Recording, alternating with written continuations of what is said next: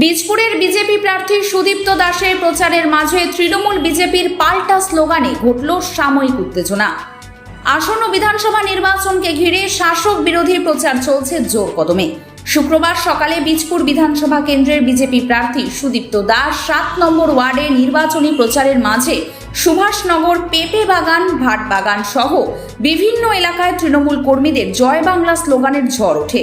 পাল্টা জয় শ্রীরামের স্লোগানও দেন প্রচারের বিজেপি কর্মীরা। আর এই নিয়েই এলাকায় সাময়িক উত্তেজনা সৃষ্টি হয়। সংবাদ মাধ্যমের মুখোমুখি হয়ে বিজেপি প্রার্থী সুদীপ্ত দাস জানান, প্রচার চলাকালীন পুলিশের সামনে তৃণমূল স্লোগান দিতে থাকে, তাই আমরাও পাল্টা স্লোগান দিতে বাধ্য হই। পাশাপাশি সুদীপ্তবাবু আরও বলেন, তাদের ফ্লেক্স ও ব্যানার ছিঁড়ে ফেলা হচ্ছে। পুলিশের বিরুদ্ধে নির্বাচন কমিশনকে অভিযোগ জানাবেন বলে তিনি জানান।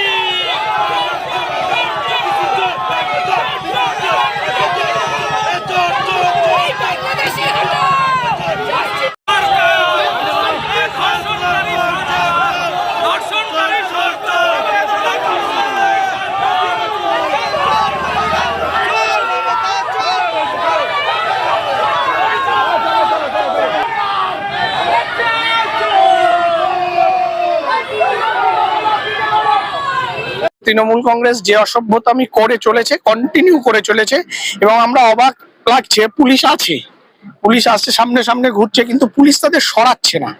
আমাদের কর্মীরা আছে, সকলে মিলে আমরা একসাথে বলতে বলতে আসছি, কিন্তু পুলিশের দায়িত্ব কি? আমরা বলছি তৃণমূলের এই দুষ্কৃতীরা এত সাহস পাচ্ছে কেন জয় বাংলা বলার? বরং পুলিশ মনে হচ্ছে যে পুলিশকে রেখে তারা বলে অভ্যস্ত, তো পুলিশ দাঁড়িয়ে থাকছে, তারা বলছে। এই সংস্কৃতি তো বাংলার সংস্কৃতি নয়। একটা তৃণমূল কংগ্রেস যাবে কোথাও দিয়ে, সেখানে আমরা বিজেপি জিন্দাবাদ বলবো?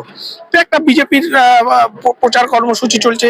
গতকাল রাত্রে এখানে যত ফ্লেক্স ব্যানার আমাদের লাগানো হয়েছিল সব ছিঁড়ে ফেলেছে। মানে এটা গোটা বীজপুর জুড়ে এই অসভ্যতামি তৃণমূল করছে। মানে আসলে দুটো অসভ্য নেতা তো বিজেপির দায়িত্ব, তৃণমূলের দায়িত্বে।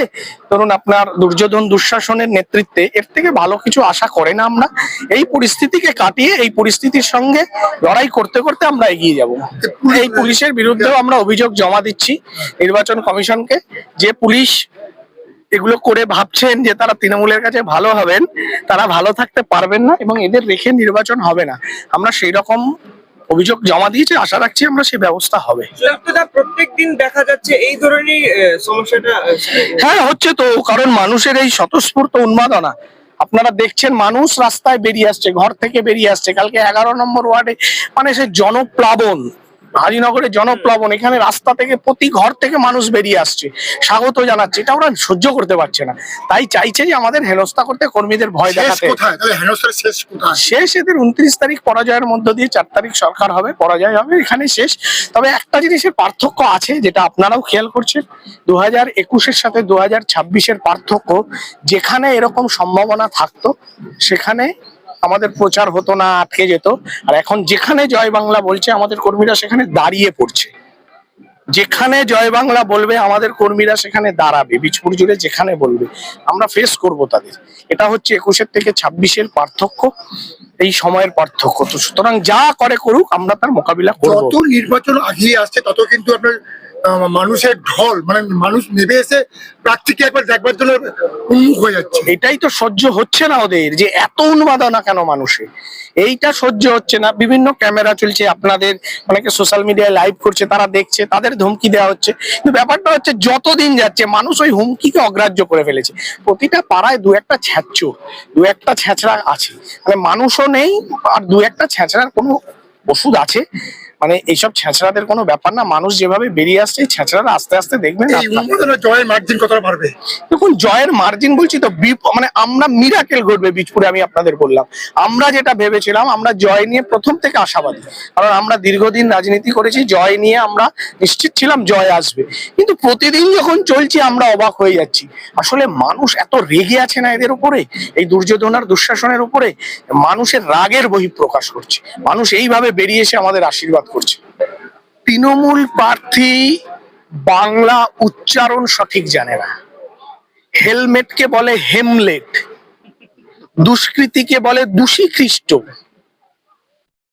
আরো অনেক কিছু বলে, সময় সময় আমি বলবো। একটা উচ্চারণ ওনাকে সঠিকভাবে আপনারা করতে বললেন, সঠিকভাবে করতে বলবেন, তাহলে যে নিজে পচা, যার অতীত ইতিহাস হচ্ছে ওয়াগান ব্রেকারের, সে এ অঞ্চলের ওয়াগান ব্রেকার কে ছিল বীজপুরের মানুষ জানেন, কাদের সাতটার গদি ছিল বীজপুরের মানুষ জানেন, কারা চুল্লু বেচত বীজপুরের মানুষ জানেন, তিনি অন্যকে পচা আলু বলছেন।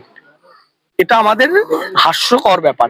তবে আমি চাইছি ওনার অতীত ইতিহাস এটা মানে আমি কখনোই চাইবো না যে ওরকমই থাকুন, আমি চাইবো উনি নিজেকে ডেভেলপ করুন, উনি শিক্ষিত হন, উনি সমাজের মূল স্রোতে আসুন, অন্ধকার জগৎ ছেড়ে বেশি আসুক, কারণ সমস্ত রত্নাকররাই বাল্মীকি হয়ে উঠুক, এটা আমার প্রার্থনা থাকবে।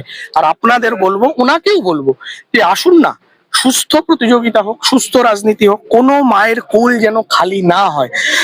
আমি বারবার বলছি যে আসুন সমস্ত রাজনৈতিক দল মিলে আমরা একটা শপথ বাক্য পাঠ করি, আমরা সকলে একটা মঞ্চে থাকি, নিরপেক্ষ কোনো মঞ্চ হবে, প্রয়োজনে আপনারা সে মঞ্চ করতে পারেন, সেখানে আমাকে সমস্ত প্রার্থীদের আমাদের কথা দিতে হবে মানুষের সামনে যে 4 তারিখ নির্বাচনের পর কোনো মায়ের কোল খালি না হোক, নির্বাচনের আগে বা পরে কোনো ঘর ভাঙচুর না হোক, কোনো মিথ্যা মামলায় কেউ না।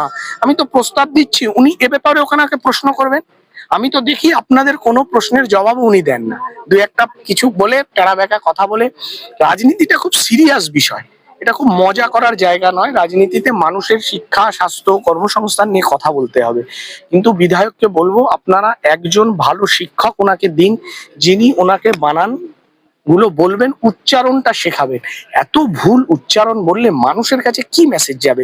আমরা বিধানসভায় যাব, আমি যাই, উনি যাই, আমরা বিধানসভায় যাব, বিধানসভায় রাজ্যের হয়ে কথা বলবো, আমার বিধানসভার হয়ে কথা বলবো, আর বিধায়ক বলছে হেমলেট, দূষীখ্রিস্ট। তো যাই হোক, এগুলো আপনারা বলুন, অসুবিধা নেই, না জানাটা অপরাধ নয়।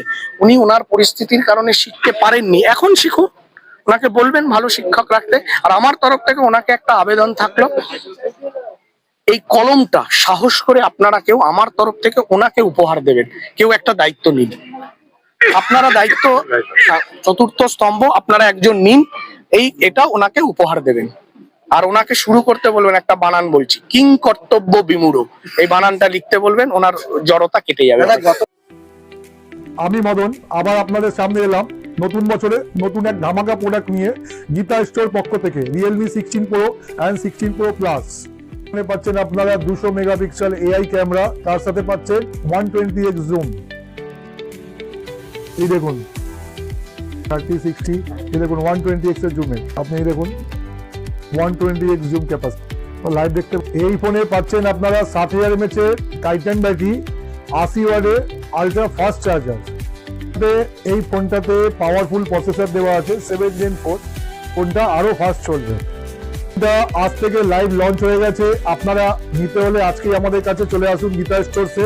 আপনারা এই ফোনটা কিনলে প্রত্যেকটা যে কোনো জায়গা থেকে কিনবেন, সেখানে আপনাদের 1 বছর ওয়ারেন্টি দেবে। আপনি গীতা স্টোর থেকে কিনলে সেটা আপনাকে 2 বছরের ওয়ারেন্টি 200% পাবেন।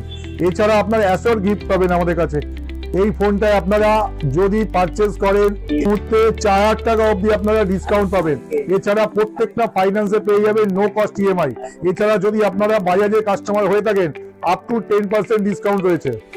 জানুয়ারি মাসের 15 তারিখের মধ্যে যদি এই ফোনটা পারচেজ করেন, আপনাদেরকে নিয়ে আমরা একটা ইভেন্ট করতে চলেছি, যে আমাদের এই মোবাইল ট্রেডে কাস্টমারকে নিয়ে এই প্রোগ্রামটা কেউ অর্গানাইজ করিনি।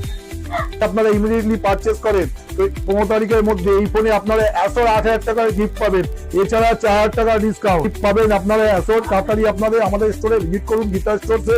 এছাড়াও আপনারা পাবেন 2 বছরের ওয়ারেন্টি, যেটা আপনারা মোবাইল ট্রেডে যে কোনো জায়গা থেকে কিনলে পাবেন না। এটা কিনতে হলে আপনাদের ইমিডিয়েটলি আমাদের স্টোরে ভিজিট করতে হবে গীতা স্টোরসে। আমাদের স্টোরের ঠিকানা হলো 450/B RBC road, Garifa, nearest Garifa boys school. এছাড়া আপনারা আমাদের আরেকটা স্টোর রয়েছে নয়টি স্টেশন, তার একদম উল্টো দিকে 1 নম্বর প্ল্যাটফর্ম সাবওয়ে উল্টো দিকে, স্কুল গেটের নিকট।